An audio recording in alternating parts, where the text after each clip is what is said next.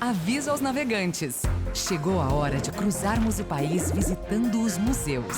Ciência, história, moda, gastronomia, tecnologia, talento e imaginação. Apurem os sentidos. Guiar você por essas rotas fascinantes do conhecimento é a minha missão.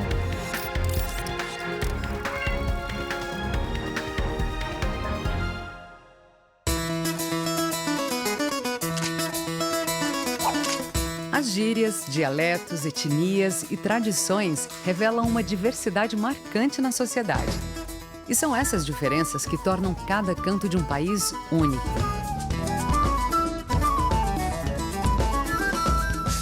Foi pensando em toda essa pluralidade que no ano de 1979 foi criado em Recife, Pernambuco, um museu que desbravasse a alma do povo do Nordeste. Um espaço que nasceu da necessidade de estudar o homem comum. Nordeste. Este cantão de mares cristalinos, comida das boas e povo sorridente. Um misto de alegria e companheirismo.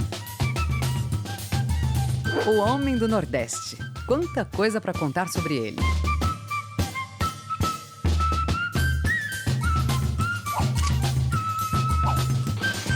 Olá pessoal do Conhecendo Museus, sejam muito bem-vindos ao Museu do Homem do Nordeste. Nós estamos aqui apresentando a nossa casa, é uma casa com bastante árvores, bastante gramado, temos um acervo aqui externo que é para exatamente as pessoas virem e contemplarem. Esse projeto foi talvez o primeiro projeto do Norte e Nordeste que foi construído exclusivamente para abrigar um museu. O museu ele é um fruto de uma fusão de 3 museus.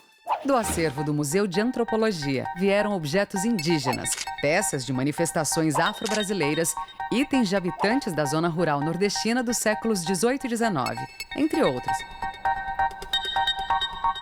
Já do Museu de Arte Popular foram trazidas peças de cerâmica de vários artistas nordestinos importantes, como Vitalino e Porfírio Faustino. Brinquedos em madeira, além de uma coleção de ex-votos. Do acervo do Museu do Açúcar, pode-se destacar a coleção de louças brasonadas, além de várias outras peças que documentam a história do açúcar dos pontos de vista social, agrícola e tecnológico. Então, em 1979, com essa fusão desses 3 acervos herdados, foi criado então o Museu do Homem do Nordeste.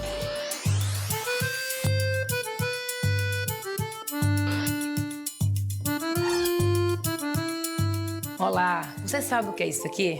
Isso é um monóculo. Esses monóculos trazem curiosidades do Nordeste. São fotos onde o dia a dia do nordestino é apresentada para que as crianças comecem já a se questionar quem é esse homem do Nordeste. Isso porque existem vários Nordestes que emergem a cada tempo.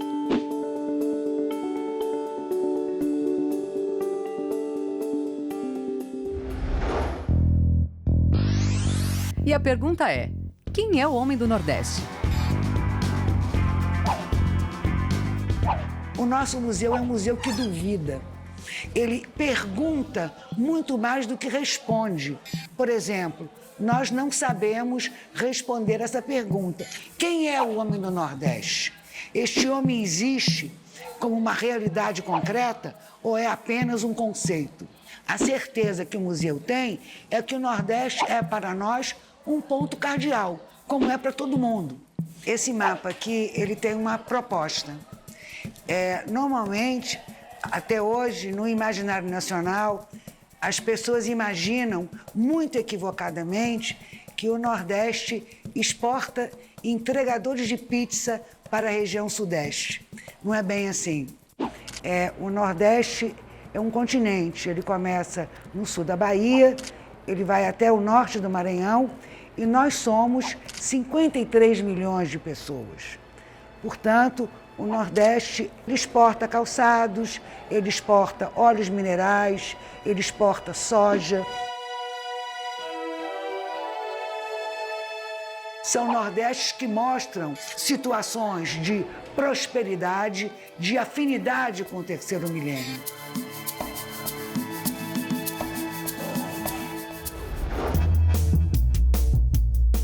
Cada sala é como se fosse um quebra-cabeça, é um recorte desse conjunto de costumes que fomenta o que a gente quer trazer aqui no museu, porque é um museu de antropologia. O que estuda a antropologia?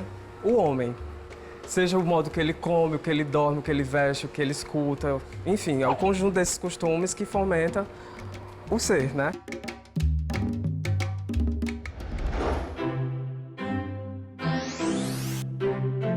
Essa sala, ela tem o nome de Sala das Influências porque ela traz em seu acervo a representação de várias populações que invadiram o Brasil ou estavam no Brasil no momento da colonização e do Império.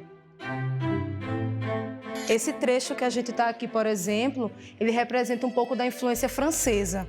A França, ela tentou invadir o Brasil durante o período colonial, especialmente pelo Rio Grande do Norte, e aqui a gente tem um pouco dessa influência da França no requinte das casas grandes dos senhores de engenho e no requinte dessa aristocracia que vivia aqui no Nordeste, especialmente.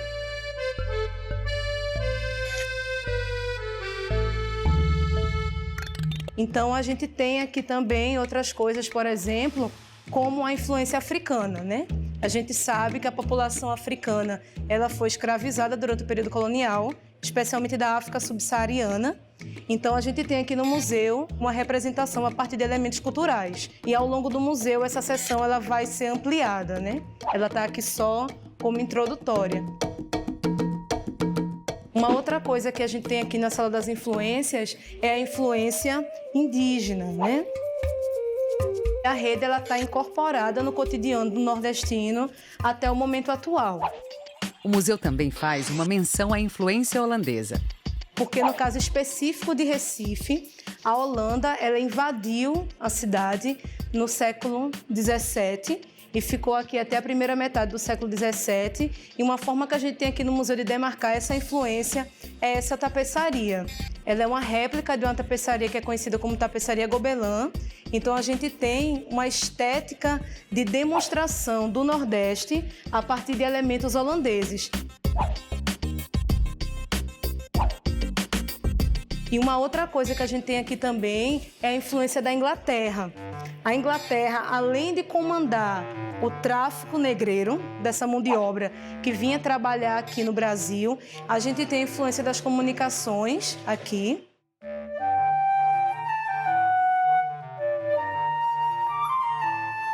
E na questão da urbanização das cidades. Então são lampiões, candeeiros, são postes de iluminação pública que foram utilizados no século XIX. Então essa estética e essa forma de compor a urbanização das cidades aqui em Recife é uma influência inglesa. E finalmente a gente fala aqui um pouco sobre o cinema. Por que a gente fala sobre o cinema? Para destacar um pouco do processo da globalização. E aqui a gente fala um pouco sobre esse intercâmbio cultural que acontece entre os vários grupos sociais, entre os vários povos, entre as várias nações, sobre diversos vieses.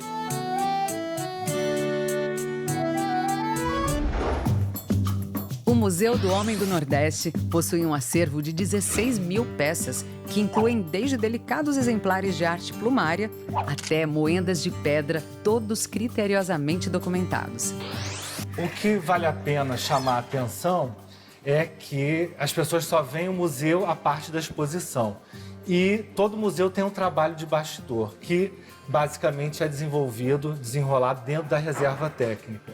Aqui nós fazemos a documentação de cada peça do acervo e abrindo a página da Fundação Joaquim Nabuco você tem acesso ao acervo online para pesquisa. Dentro desta reserva técnica, aqui a gente tem aproximadamente 12 mil peças guardadas, aonde a gente faz esse trabalho de documentação e o trabalho de higienização dos objetos, né? É uma limpeza mecânica, a gente tem um ciclo de 2 anos, onde cada ano é realizada a higienização de 6 mil peças. No segundo ano, fechando esse ciclo, a gente retoma, né? É um trabalho constante que a gente desenvolve.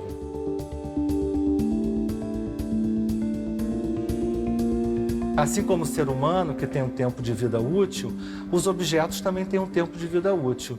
E no museu a gente prolonga essa vida dos objetos. Então, por isso que a gente faz essa higienização cíclica, né? Porque a limpeza, né, confere um maior número de anos de vida daquela peça. E quando ela realmente precisa de uma intervenção maior, a gente faz a restauração, que aí é a garantia da gente ter aquela peça na plenitude. Né?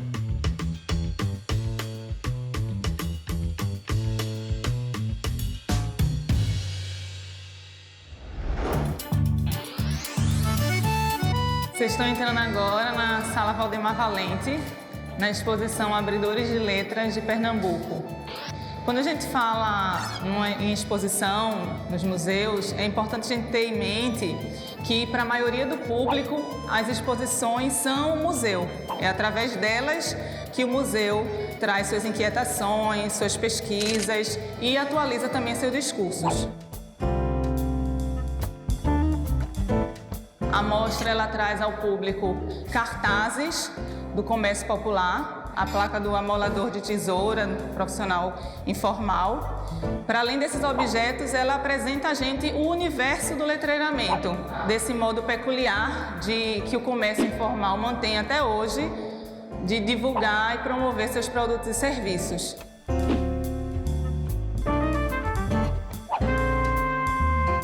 Além disso, ela apresenta para a gente também o universo do profissional letrista, que, apesar de ser um profissional também informal, mantém até hoje sua tradição e sobrevive à própria gráfica rápida, às novas tecnologias e às possibilidades de se imprimir cartazes.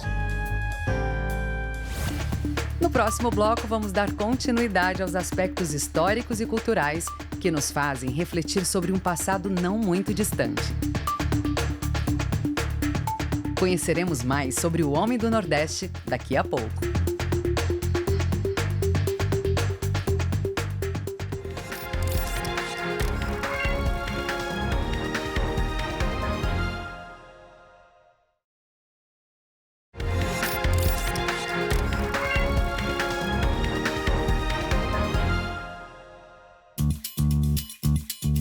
Estamos de volta a Recife, Pernambuco.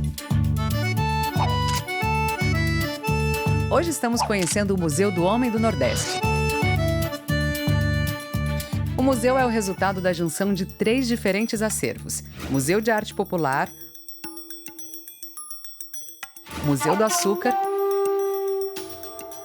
e o Museu de Antropologia, que representa o homem em grupos de objetos relativos à sua etnia e formação cultural. Nos últimos anos, a equipe do museu começou a discutir sobre a forma como as comunidades indígenas são representadas na exposição de longa duração. No processo, perceberam que o discurso expográfico apresentava a história dos grupos indígenas, sob a perspectiva do processo de colonização. Aconteceu então uma reorganização do repertório. Os povos indígenas aqui de Pernambuco colaboraram de forma direta com a organização da sala. Nós começamos a prestar atenção que expressões, que números e de que maneira falar sobre os indígenas precisa ser respeitado. Então, por exemplo, o respeito à língua, à cultura, ao estilo de vida, às pinturas.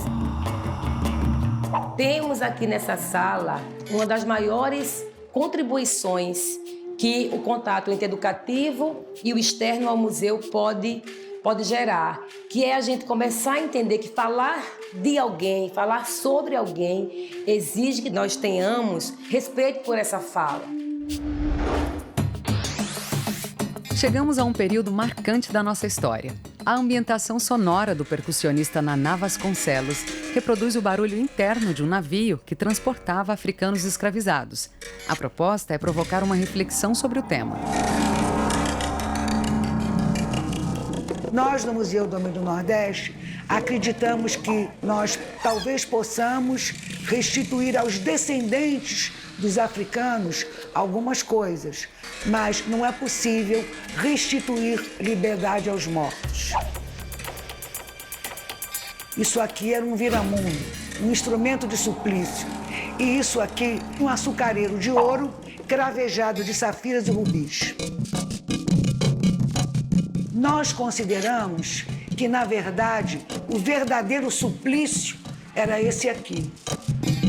Porque só o excesso de riqueza permitiria comprar um objeto tão supérfluo como um açucareiro de ouro cravejado de rubis. Mas só havia esse excesso de riqueza porque havia isso, a servidão. Os objetos são invólucros de fenômenos sociais e de biografias. A classificação não é mecânica, ela é um esforço de interpretação, é um instrumento de compreensão da realidade social. Nós temos a obra do Jonathan de Andrade, é um abecedário feito com cana-de-açúcar. Todas as letras feitas apenas com os talos de cana. E aí, isso, de certa maneira, reproduz a vida desses homens. A maioria deles conhecido de uma maneira, eu acho, até a expressão, ela é um pouco pejorativa, é dolorosa, os boias frios. Pessoas que se tornam extensão das suas ferramentas de trabalho, das suas foices, muitas delas até hoje analfabetas. Então a letra, o caminho da letra, da alfabetização, é o caminho da emancipação.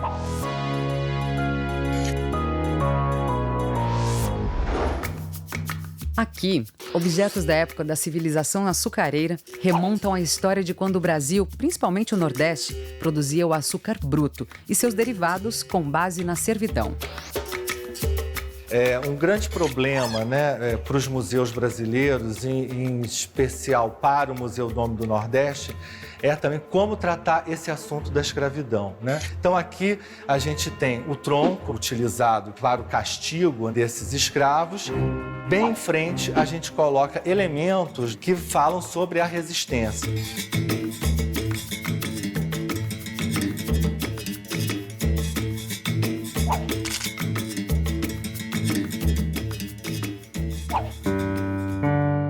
Aqui no museu, a gente procura fazer, né, um discurso, um paralelo entre o período da escravidão e pós-escravidão. E aqui a gente tem dois exemplos bastante significativos. Um deles é essa bacia de barbear, com a qual os negros escravizados trabalhavam nas ruas, fazendo barba e cabelo dos passantes.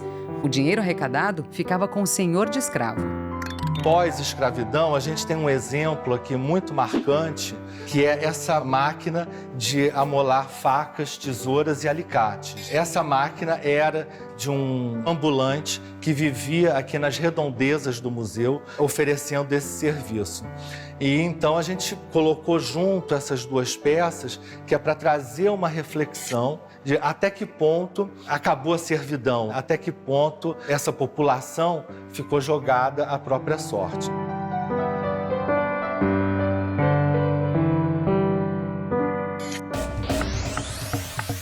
Existe um ensaio muito conhecido do Walter Benjamin, que se chama A Obra de Arte na época da sua reprodutibilidade técnica. Então ele diz o seguinte: eu posso fotografar a Mona Lisa de um jeito que a cópia vai ser idêntica ao original, mas ela não vai ser 100% idêntica. Por quê? Porque sempre faltará à cópia a aura. O que é a aura?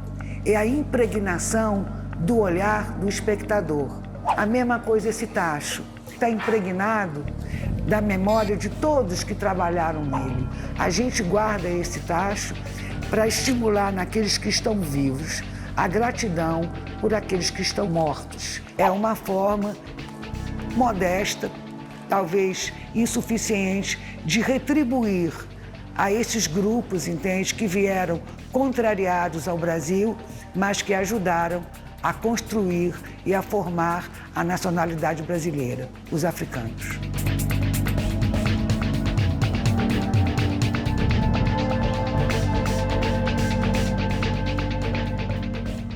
Eu sou pernambucano com muito orgulho e sou muito bairrista, então eu gosto do que é nosso e tento passar isso para nossas crianças, né? A gente gosta muito da nossa cultura e preservar um pouco da nossa história para não ficar no esquecimento.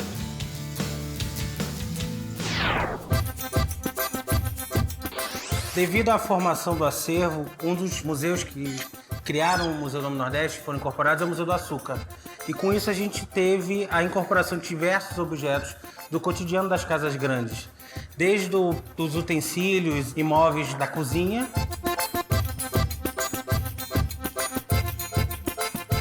um baú utilizado para a guarda dos enxovais das noivas, louças, pratarias, que eram utilizadas nas refeições.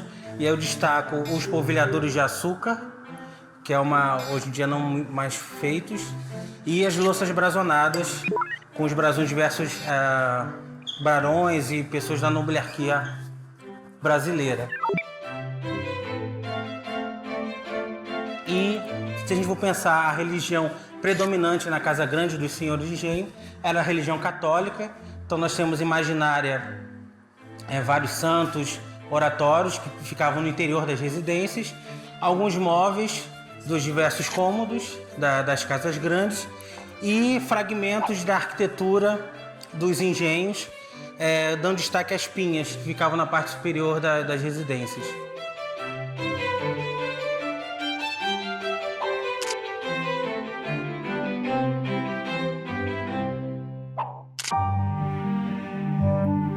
A exposição reserva um lugar para expor a vida e obra do patrono do museu, Joaquim Nabuco, político e escritor abolicionista.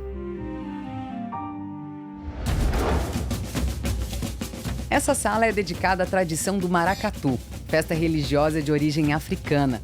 O destaque é para a rainha Dona Santa, que na década de 1950 foi líder do grupo de maracatu Nação Elefante. É importante o contexto que a gente vivia naquele momento. A gente vivia uma cidade cerceada, onde o maracatu, que a gente sabe, é de matriz africana. Então, naquela época, os jornais retratavam como coisas de negro, antro de vagabundo. E Dona Santa consegue driblar essa perseguição no seu trato com a elite da cidade. Aqui a gente encontra as calungas do maracatu, Nação Elefante, Dona Leopoldina e Dom João.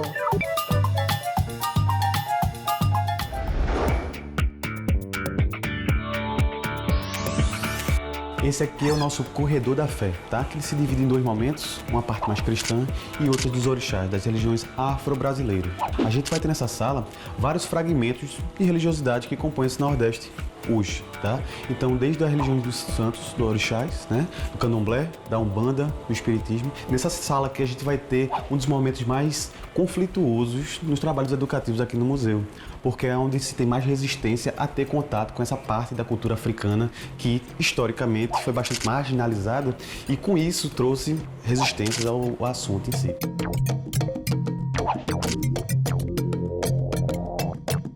Mais para frente a gente vai ter essa parte da religiosidade católica, do catolicismo popular, como se costuma dizer.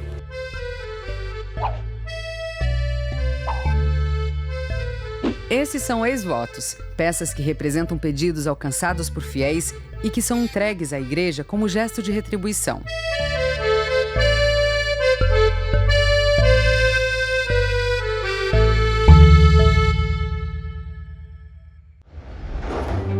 A visita ao museu termina na Sala do Homem do Sertão.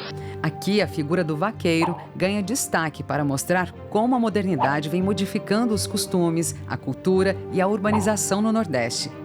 Como os novos tempos estão chegando?